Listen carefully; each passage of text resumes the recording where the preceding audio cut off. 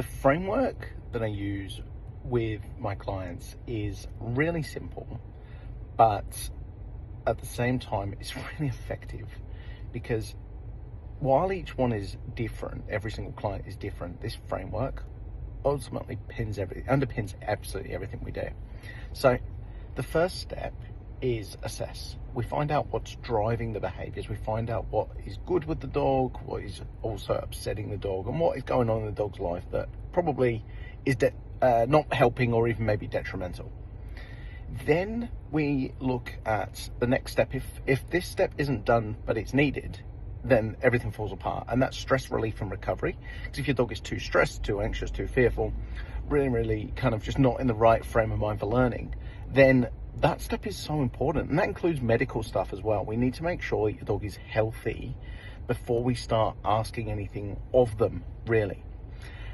Once that's in place, or at least we're starting to get some traction in there, what we can start to do is then build what we need from them. So we want to focus on practical handling skills. We want to practice our communication skills.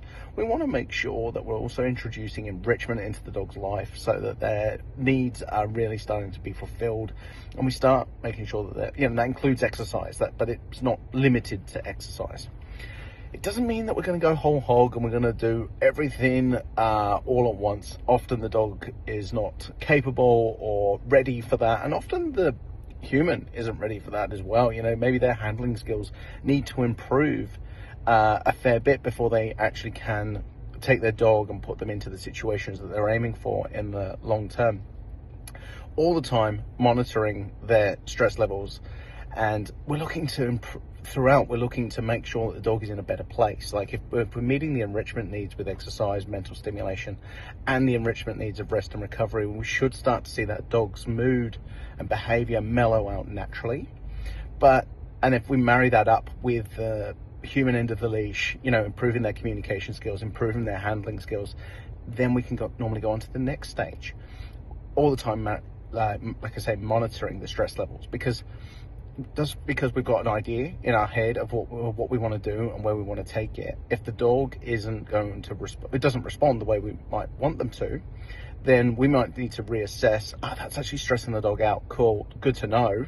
We'll tweak the plan. It doesn't mean we're not going to get there, but it might mean that we have to take a different route. And we always just assessing like how much to grow, what direction to push in, and does your dog need to stress break and recover? And there's how long is a piece of string as to how long that takes, because everybody's training goals are different. Everybody's dog starts off in a different place with what they are emotionally, physically, and so does everybody's handling skills and communication skills. But ultimately, that is the framework that underpins everything we do.